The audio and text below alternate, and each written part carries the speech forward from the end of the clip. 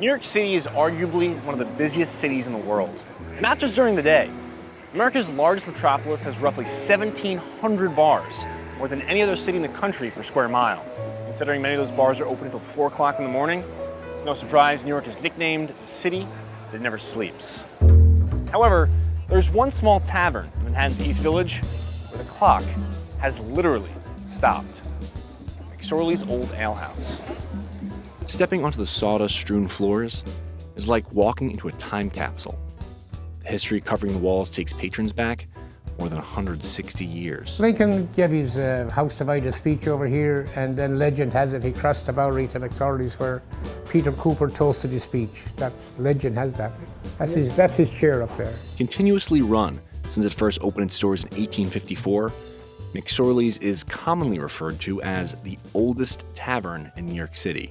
But a little-known bar in Queens is challenging that claim. We've been continuously operating the same place for 186 years, since 1829. I want the title of America's oldest bar. According to Queens historian Richard Horahan, Nair's Tavern in Woodhaven poured their first beer in 1829, 25 years before John McSorley opened his small alehouse just 8 miles away.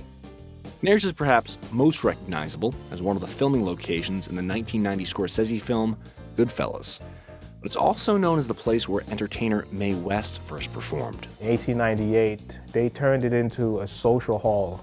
Nair's Tavern helped her get her start because of the ballroom. I should come up sometimes, see me. When owner Loisant Gordon purchased Nair's in 2009, he knew very little about operating a bar, and even less about the tavern's history, or how far back it really went. No bar restaurant experience in terms of management or ownership or purchasing or any of these things. I just went with my gut. And then I started discovering all these other things about the place. So how did you find out that you were the oldest bar in New York City? That was the process of putting together the report for the application for the National Register. So I started researching the other taverns in New York. Naturally, the first place Horahan looked was into the history of McSorley's Old Ale House. I guess it was just a natural because it was so well known. They have that sign in front, flat in your face.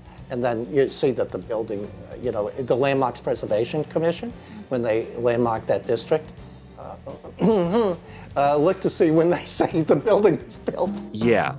According to a 2012 report from the New York City Landmark Preservation Commission, tax documents infer the building McSorley's currently occupies wasn't built until 1865, more than a decade after they claim to have been established. So maybe they were serving outdoor drinks, continuously before the building was built around them. So this struck me as strange. McSorley's storefront boasts the date 1854. How could they be 11 years off? So I decided I'd do a bit of my own research and started digging into the archives of the New York Times and the now defunct New York Tribune in the hope of finding some sort of mention of McSorley's, or the Old House at Home as it was called back then. The first hit came from an 1895 issue of the New York Daily Tribune. An article casually refers to McSorley's as an alehouse that, quote, has stood for 40 years. So that puts it around 1855. The next mention is an article from a February 17, 1954 issue of the New York Times marking 100 years today. McSorley's handed out $100 bills to every patron who walked through the door in celebration. After all my research supported McSorley's 1854 timeline, I looked into the Landmark Preservation Commission report Horahan mentioned. While it says the building wasn't recognized until 1865, the report notes tax records indicate improvements were made to the vacant lot in the early 1850s. So McSorley's could very possibly have operated out of this small structure, however, not have been recorded. But if Nair's opened in 1829, why does it matter whether McSorley's opened in 1854 or 1865? We have continuity. Yeah. That's what's special about McSorley. McSorley's never closed since the day it opened. I doubt if it was open during Prohibition. Because if Nair's wasn't open during Prohibition, they can't be the oldest continuously run bar. And if McSorley's opened in 1865, Pete's Tavern in Manhattan's Gramercy Park would take the title. See, Prohibition dealt with a liquor license. McSorley's, the only place, had a beer license. They didn't reissue a beer license, but if you had one, you could sell a near beer, what was known as near beer. It's like 3.5% alcohol. According to a 1940 issue of The New Yorker, During Prohibition, a retired Bronx brewer named Barney Kelly would make the near beer in a row of wash tubs in the cellar. While the owner of Nair's Tavern told me he believes they were open through Prohibition, there's little to no substantial evidence to back up that claim. Gordon says there was a rumor Nair's had a still on the premises, but at this point, they haven't found any proof. McSorley's has documentation, an E.E. Cummings poem written in 1925 titled Snug and Warm inside McSorley's, talking about drinking ale. There's even a painting done by John French Sloan done during Prohibition entitled McSorley's Saturday Night, which shows a packed tavern with patrons, all beer in hand. Throughout Prohibition, the place was never raided. In fact, politicians and police would frequent the alehouse. Just as I was about to determine McSorley's was, in fact, the oldest bar in New York, I learned of another much lesser-known tavern that opened nearly 100 years before McSorley's, Fraunces Tavern in Manhattan's financial district.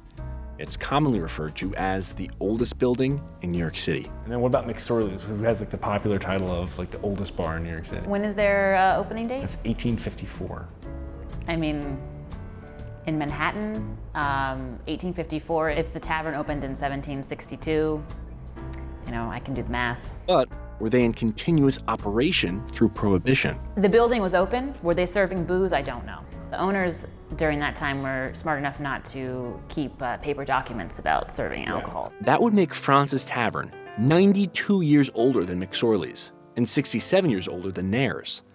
However, the Queen's historian says Fraunces doesn't count. Fraunces Tavern in New York, but it burned. Early 20th century, during a period in architecture they call the Colonial Revival, they said, let's put a place here, to honor Fraunces Tavern. But if the building burned down, why do so many consider it to be the oldest building in New York City? It's the oldest structure. When it underwent a large restoration in 1904, they peeled off all the layers and they exposed the original hewing. They're the oldest in New York City. It's a creation, okay? Nothing wrong. It's commemorating the spot and the past history. That's fine, okay? But, it's not it. If the Queen's historian is looking at Fraunces with that critical of an eye, disqualifying them on a technicality, a critical eye can also be directed towards Nair's. While the Queen's drinking establishment may have opened in 1829, Queen's didn't become a part of New York City until 1898. So wouldn't Nair's become a New York City bar that same year? I mean, in that case, McSorley's remains the oldest. But if you want to argue that McSorley's has changed their name since opening, then that eliminates all three. The point is, all of these bars can be ruled out depending on the guidelines. But each are a part of New York City's history and should be recognized as such. Each have their own charm and their own stories. Fraunces Tavern is where General George Washington bade farewell to his officers of the Continental Army. They had fought this David and Goliath story. They won, they were victorious. People didn't think it was going to happen. And it's often considered by many historians that he could have become king. We all know that he didn't. At Fraunces Tavern in the Long Room is where he made his official thank you, and I'm going back to Mount Vernon. McSorley's old alehouse is an old gas lamp lined with wishbones that, as legend has it, date back to the Civil War. Custer's regiment was over here. When they went for Gettysburg, they used to have turkey dinners, and they'd hang a wishbone hoping that the person come back to get the wishbone. A lot of them didn't come back. That's how the wishbones started to accumulate.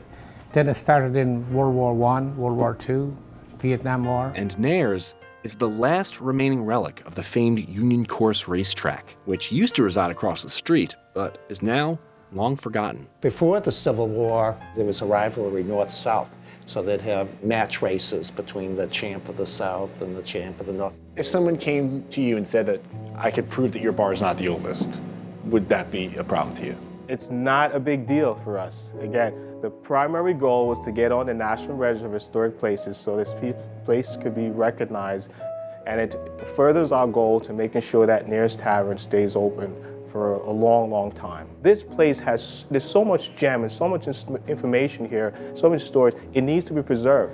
Who's to say who's older or not? I wasn't here 160 years ago, so I don't know. I don't argue. If somebody proves they're older, go ahead, prove it. It's here, it's McSorley's. And the more you try to change it, the more it remains the same. So which bar is the oldest in New York City? I guess it depends on who you ask. But no matter how you look at it, it's mind-blowing to walk into these living museums, grab a chair, and have a few beers.